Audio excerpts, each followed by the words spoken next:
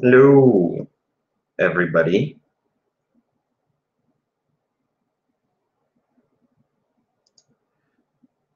So, I'm doing this coffee chat. I'm leading this coffee chat because Justin is not able to make it today. He has other obligations other than just to fight. But unfortunately, it didn't. It does not look like anybody else wanted to come. It's not like people said no. It's just nobody responded. It's like, okay, does anybody want to be on the coffee chat? and nobody said yes. It's a little sad. I'm kind of by myself right now, you know. I don't even know. Hold on, let me go into the public facing thing and see if anybody's watching. Oh shoot, 15 people are watching. Oh, you guys are wonderful.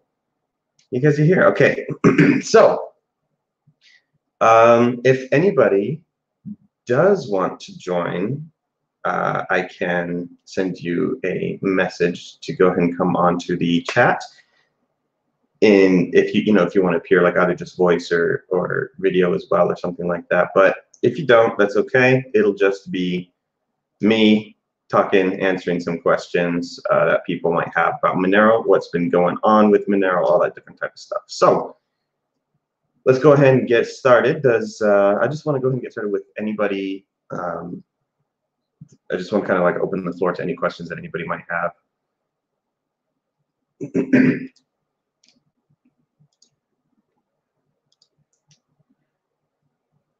So just one moment, I'm messaging a couple people, seeing if I can't get them on.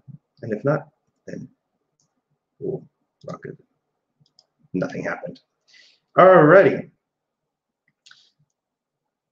So, I'm just gonna go ahead and start by talking about some of the fun and interesting things that are gonna be happening coming up soon. For example, we have a hard fork that's going to be occurring on October 18th, so that's not that far from now. We're hoping to get the release out soon. It's hard to say, when exactly these things are going to be coming out, but we're hoping to get it out very, very soon. And this is a we've recently started calling them network upgrades, not hard forks, because hard fork, when people hear hard fork, they hear contention, like one side doesn't like this and one side doesn't like the way that this one is going. So we're kind of forking away, and it's not, it technically is a hard fork, but there's consensus surrounding this hard fork. So basically everybody is agreeing, you know what, we agree that, adding bulletproofs, that's one of the biggest things that's going to be added into this next upcoming hard fork. And everyone agrees that bulletproofs is nothing but good. It does nothing but increase privacy. So everyone has consensus there. Last time there was some people that were like, okay,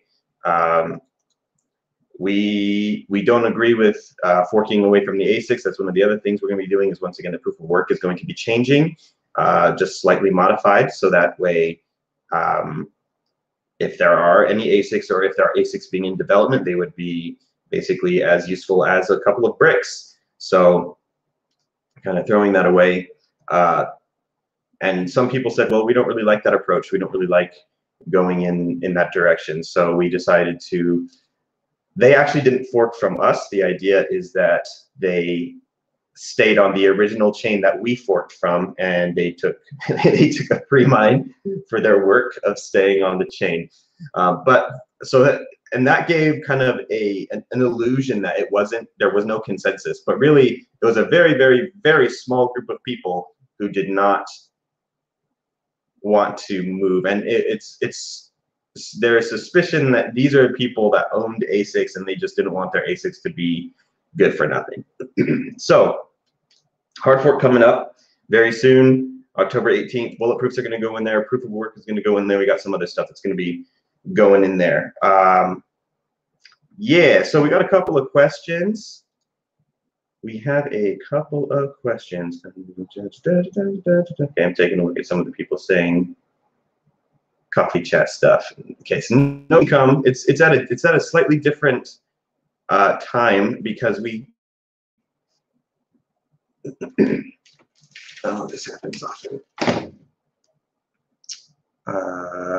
Just one second. I apologize.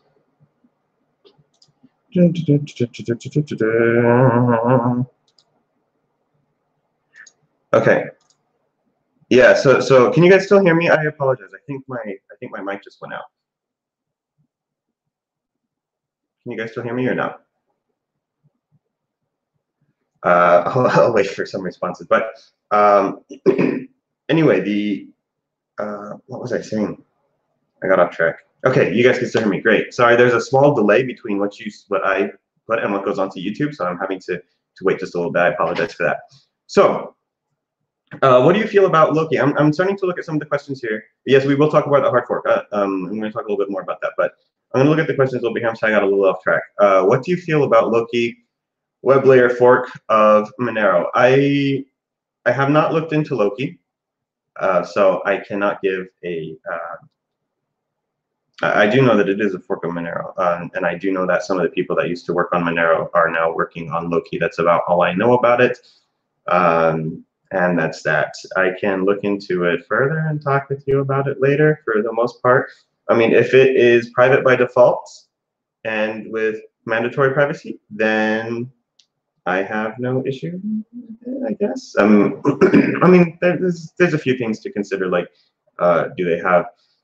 Well, and this is actually something that I've been talking with some people about. We were talking about forks of Bitcoin, forks of Monero, all this different type of thing, and we were discussing what is some justifications for forking, and why would anyone fork? Because if let's say that there's some honest forks, what this does, unfortunately, is this kind of dilutes the developer pool. So instead of everybody working on something on one project and kind of pushing it forward, if I fork for no reason and I bring some of the developers with me, well, that can be not just divisive from a community level, but it's splitting resources. I mean, if there's a legitimate grievance, like, okay, I don't like that we're doing this, then of course consensus says that you could go ahead and fork and do your own thing. But many people, like this is kind of what I look at with Litecoin, like they don't offer really a unique value proposition. They kind of tweaked some settings and they did a proof of work change. They did a small proof of work change, and they didn't really do anything else other than that. And so it's kind of, and I guess their unique proposition is that they're trying to be kind of a test bed for Bitcoin, so that way anything that's kind of too dangerous to put into Bitcoin at the moment, they can go ahead and put it in Litecoin and see how it goes. And so, okay, that's a unique proposition, and maybe that justifies its reason to exist. But there's so many forks of Bitcoin that really don't do anything but just tweak the proof of work algorithm or tweak the settings or something like that. And at best, these things are just diluting the developer pool. People that could be working on great technology for Bitcoin, for Monero, that type of stuff are doing something now. They're doing their own thing, and honestly moving along at a snail's pace, whereas things would be going at so much faster if they were working on one project. But alternatively, at worst, these things are scams, and you can't really tell the difference. You can't really look at these things and go, oh, well, this one's trying to be a test bed and this one is not, because they can all make that claim. They can all make that test bed claim. For Monero and for forks and stuff, I kind of have a couple of hard rules when I look at them. So the rule is like, what is their unique value proposition? If they don't have a unique value proposition, if they don't have a reason to exist, then it's basically a scam, and I can't tell. It's again, at best, it's diluting the developer pool for no reason. At worst, it's a scam. If they do have a unique value proposition, okay, great. There are some people that have forked Monero, and they have something or let me clarify this unique value proposition just a little bit. Saying that we are going to work on the mobile side of things or on the web side of things with our fork is not a unique value proposition, because we could be working on more like web wallets, mobile wallets, or the web side of things, or integrations in Monero. So if you fork the coin and you're going to work on something in terms of the external infrastructure as your unique value proposition, that is not one. Does that make sense? So it's not as simple as just saying like, well, we're going to work on this area of the external infrastructure. This is like if you have a legitimate grievance or you have a different idea, like, you know what, we're going to implement a completely new different type of consensus, the Nakamoto consensus. Okay, obviously this isn't going to work with Monero, so you're going to need to fork it off. And you know what? As Sarang would always say, he'd like to see the mathematical proofs first before kind of building from the foundation up, bottom-up development instead of top-down development. And I think we're going to talk about that a little bit later. But for now, you know, just kind of hopping back onto this thing, kind of saying we're working on this part of the external infrastructure. That's not a unique value proposition. And many times they'll do an ICO or take a pre-mine for that. They could just as well find venture capital funding to make a product for Monero on the web or for Monero on mobile devices or something like that. So I'm talking about kind of like on a consensus level, there needs to be a difference of opinion or a new idea or something that wouldn't fly currently in Monero that would cause a split. And so after that, like, do they have a real unique value proposition? It's like, okay, are they fungible, which means are they private by default? Are they mandatory privacy, that type of thing? If they're not, automatic non-starter for me. Basically, 99.9% of these projects don't meet that criteria. So I don't go out looking for new projects just because the amount of garbage that I'm going to have to sift through is very, very small. And I don't have that kind of time, and I don't have that kind of desire. If there is a great project, somebody can show me, it's like, oh, look, this is private by default. This is mandatory. This has a unique value proposition. Okay, you know, you can bring that to me. That's fine. I'll go ahead and take a look. I don't care. All right. Will the new fork be mineable with XMR Stack? So XMR Stack is an external third-party program. It is developed by FireIce UK and Sitecryptor, whatever his name is. So these are two people that they develop XMR Stack, the XMR Stack miner. It's up to them if they want to support the new changes of proof of work. It's not up to us. Odds are, because they make a significant portion of their income by kind of taking 1 or 2% voluntarily from people that are mining. So for every 100 hashes that you make, 1 or 2% of those will be hashes for them, kind of as supporting the developers. And you can turn that off if you compile yourself. If you run the binaries that they provide, it's automatically integrated in there. You can't turn it off. But if you compile yourself, then you can take that out if you don't want them. And there's, as far as I know, there's no hard feelings. So XMR Stack, it's totally up to them. Odds are they will, because a good amount of their income comes from that 1 or 2%, and they like the money. So anybody would like the money. October 18th is my birthday. Oh, well, anamnesia, or however you say. Happy birthday to you on the fork day. I will make a shout out somewhere. We'll integrate it into the consensus, if that's okay. We'll say, like, we'll find this way to sign the block that it's your birthday, and we'll be very happy about that. So we'll all celebrate. So then El Luarua Buab, I never know how to say your name, dude. You do great work. I never know how to say your name. So he says we should talk about the mandatory update for 10.11. It's 10.18, dude. Isn't the fork day 10.18? For DNSSEC issue. Okay, I'm not aware of that issue. I've been a little out of the loop for all of the super integrated happenings. I've been traveling. I've been to a conference with Sarang. I've been to Russia. I've been to Las Vegas for DEF CON, and so I'm kind of getting resituated here on the grass of water. All right. Okay. I'm sorry if this is just going to be a lot of me talking. Let me take just a quick look, see if anybody else is here. Oh, Sarang wants to join. Yay! Okay, but it might be a little bit later. Let me go ahead and shoot him the link. See, and this is where SGP shines when there's other people, because I can be talking and he can send the link, and there's no break in communication. But unfortunately for us, we just have me. And sent. See, that wasn't so bad, right? We got through that. We got through this together. All right. Yes, I see. Look on IRC. Sarang and less want to join. Ooh, less. Share with less. Okay, perfect. All righty. How a small business can accept Monero as a form of payment? This is an awesome question. This is the biggest question. You know why this is the biggest question? Let me tell you why this is the biggest question. This is the biggest question because people are always talking about mass adoption.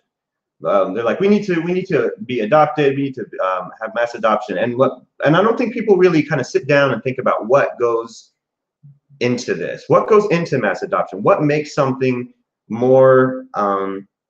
What gives businesses incentive? So, and this is the problem. It's a two-pronged problem. What I mean by that is, you can imagine an outlet, right? And so you have something you want to plug into your outlet. You don't plug one port and the other. It doesn't work that way. It's not going to push in. You have to push both in at the same time. And so these adoption is a two-pronged problem where two things kind of have to happen at once. Two things have to happen at the same time. Oh, somebody popped in, I think. Yay, it's Sarang! Hoorah! Hoorah! So now that there's somebody else here,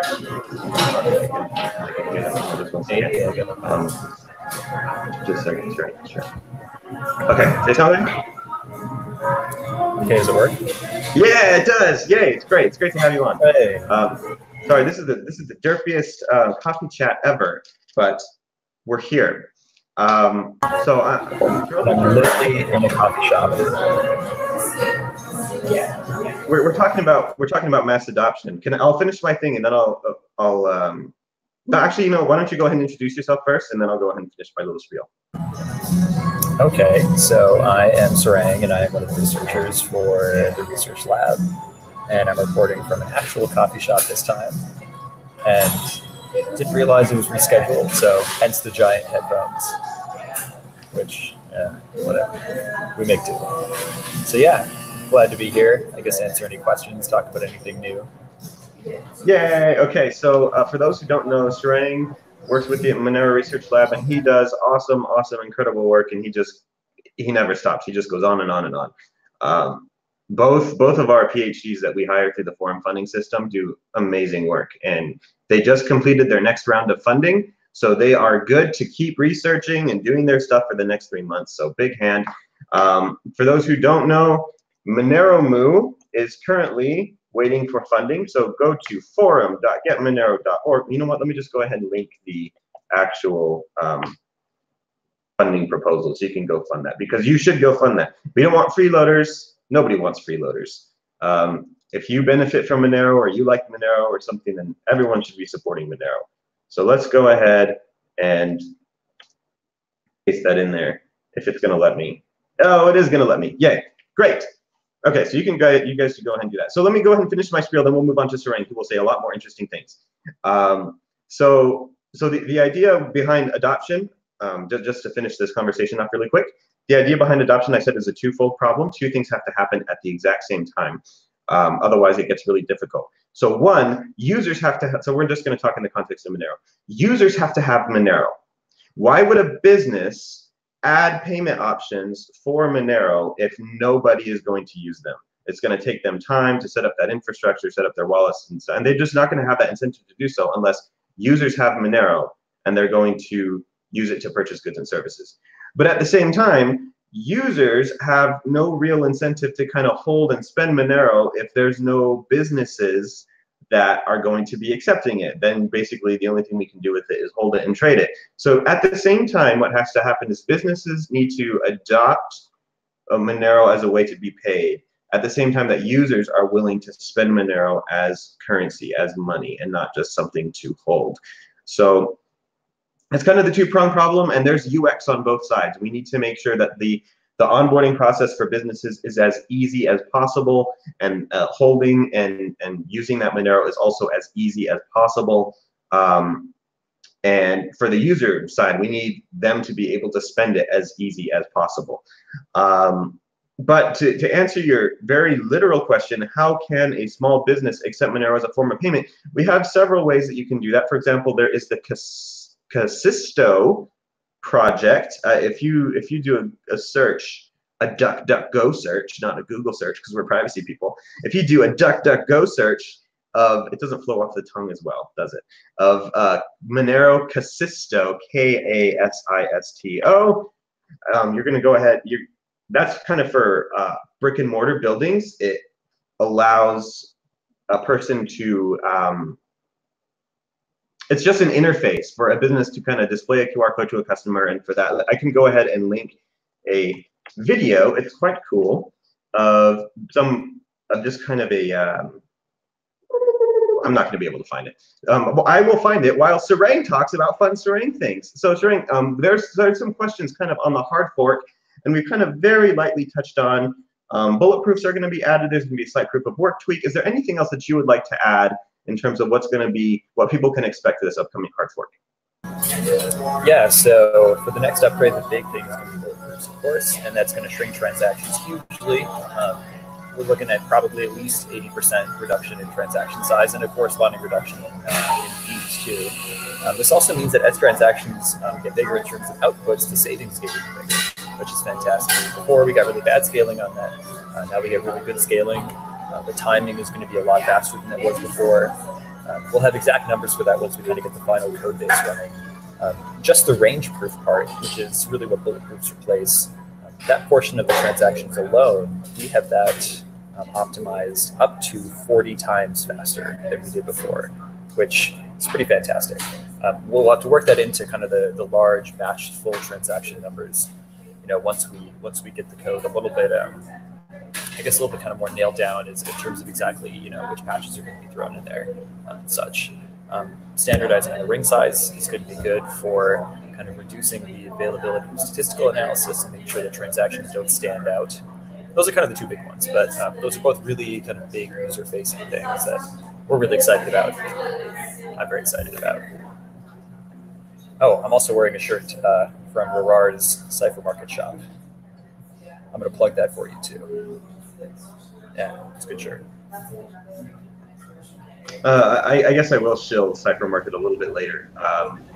It's a fun project, and heck, for the only two people that nobody can get mad at me for doing that. Don't worry, guys, it's not an ICO. It's not an alternative. No, it's not. Buying the shirt does actually support Monero Research Lab and individual designers. So. Okay, so interest, I guess. We had a question, one that says one of the biggest, and I think this is something that you can kind of talk about because this kind of talks about linkability of transactions and stuff. So the question on the YouTube channel that I got is, one of the biggest threats to this whole project is the in and out points for XMR to fiat, or kind of vice versa. Anything being done on that? So do you want to really quickly talk about, so if you use a KYC AML exchange, what are the risks in terms of linkability of your transactions, or like AEA attacks, EABA attacks? He'll tell you better. Yeah, so the idea is kind of this idea that if an exchange knows who you are, then they might be able to get a little bit of metadata about the transactions that you're doing with them. I mean, to some extent, that seems, on one hand, that kind of seems obvious, right? If a KYC AML exchange knows your personal data, then of course they know who you are. But the goal is to ensure that your transactions are still as private as possible. Kind of the classic example that we looked at a while back was saying that maybe, you know, a powerful organization or government knows that someone is selling, I don't know, illegal beanie babies in the black market or something. They don't really know who it is. They suspect that it's Bob, who is someone who is a member, who is a customer of KYC AML. Maybe government or organization does some controlled purchases of these illegal beanie babies with this anonymous vendor. Then they know those particular those notes or outputs that they're spending with that vendor. And of course, those notes and outputs will be included in a lot of other people's transactions because that's how ring signatures work.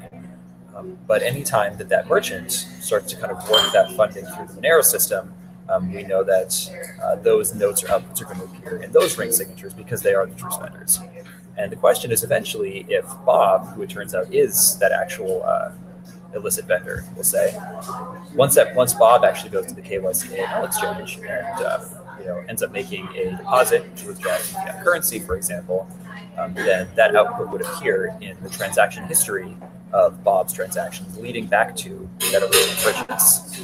And the issue with that, of course, is that does the exchange know that that in fact was Bob? Because of the fact that ring signatures kind of obscure the fact that output will appear in other people's transactions too. So the nice thing is the exchange can't prove anything. So ring signatures do provide a mathematical guarantee of the statement that they're trying to prove about individual outputs being, equiprobable as being the true spender. But the question is, are there heuristics that the exchange can use to try to think, it seems a little bit more likely than not that maybe that illicit vendor is actually Bob. So one thing that people can do for this is we can do tweaks to the ring size to ensure that outputs get used in a lot of other transactions. And that means that you're kind of being able to hide your own outputs among other people's, which is a good thing. Other things that we can do is we can do so-called churn operations where you end up sending the funds to yourself. Of course, we use one-time addresses to obscure who's actually receiving them. Then the question is how often should you do that? What are the timing restrictions you should use on it? And those are things that we're still working out. So there's kind of this whole idea of heuristics versus provability. And all that this style of attack really gets is potential heuristics for the exchange. So if you are truly worried about anyone knowing who you are, well, you shouldn't give your personal information to an exchange in the first place. That's one thing. But the second thing is we do want to come up with better best practices to ensure that even heuristics, which are not provable anything, are made as relevant as possible.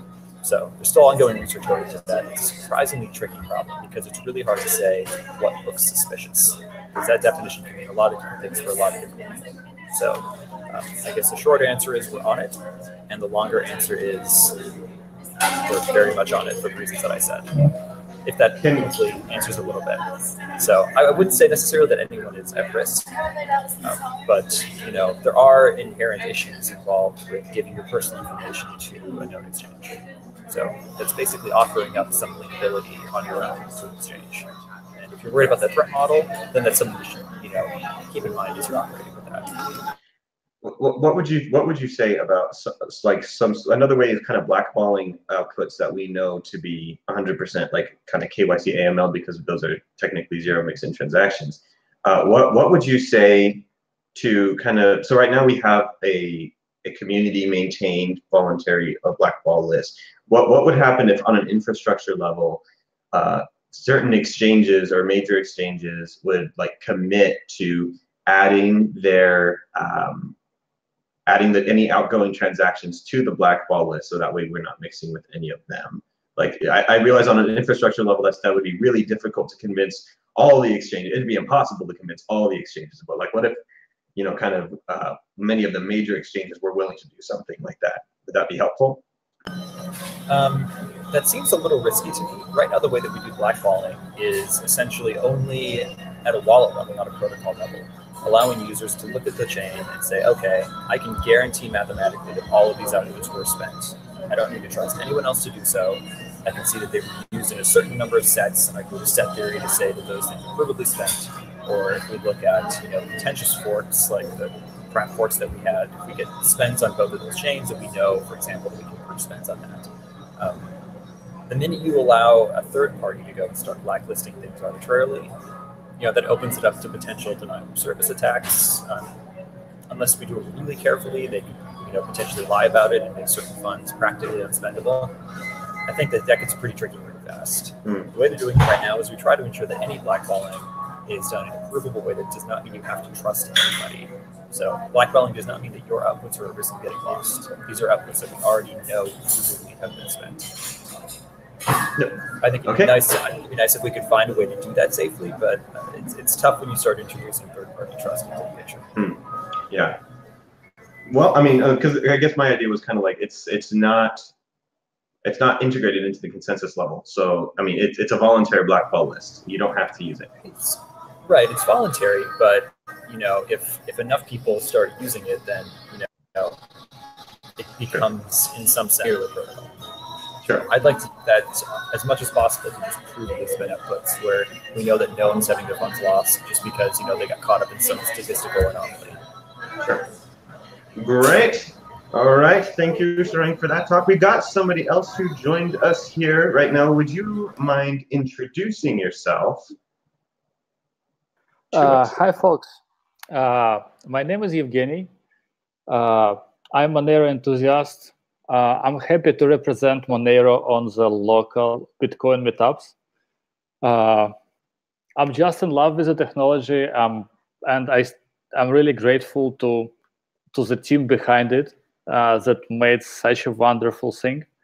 So simpler guys like me can be considered, just with the applications and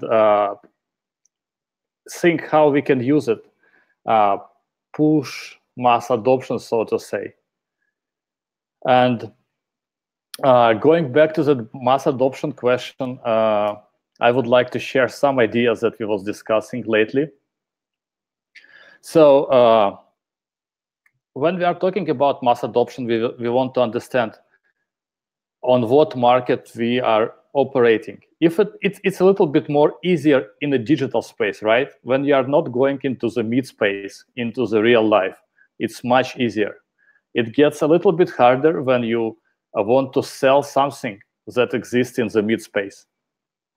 And at that time, we need to understand in what jurisdiction do we operate. If it's United States or European Union, it's one story. If it's a post-Soviet space or Asia, it's a very different story. For example, as you might hear, the last dictator of the Europe, President Lukashenko of Belarus Republic, he signed a decree which will legalize all cryptocurrency operations after the parliament will sign off the decree. So it will be legal to mine, to exchange crypto for fiat money. I'm not sure if it will be legal to use it to purchase services and pay bills, but it will be definitely legal on the territory of that country to exchange it to the fiat money and back. There will be no problems with that. And that will move scales a little bit. I mean, the European Union will basically it's the same continent. The European Union countries will need to react somehow to to these changes because it's kind of a breach in the fence. And there are countries like Estonia within the European Union that are keen to push the cryptocurrency adoption further. It's possible, for example, it's possible to buy a cryptocurrency exchange in Estonia, which is not the thing in most other European countries. And it doesn't cost a lot, actually. The other thing is Asia. Right now, I'm located in Vietnam, in Southeast Asia. And the funny thing, we was talking about this mass adoption recently. And there was the idea to build a POS, very simple POS, based on the Raspberry Pi, that will and give it and install it in different coffee shops, and provide some kind of a merchant service. So, for example, if customer pay for a coffee, the coffee shop will not actually hold the Monero for a long period of time. It will just sell it off immediately to the exchange. Right, to use Casista on Raspberry Pi to build an exchange where liquidity providers will be small businesses. And also, it's not completely legal to do that stuff. There are businesses who are pretty okay with that. Okay, just install the stuff, and if customers want to use it, I'll do it. Because, the laws, there are different perspectives on the government regulations in different jurisdictions. So I want to believe that cryptocurrencies will be adopted in different places of the world, and eventually that will move. That will make European Union countries, Australia, New Zealand, United States, Canada, reconsider their approach and make it easier for people to use, and it will be better for everyone.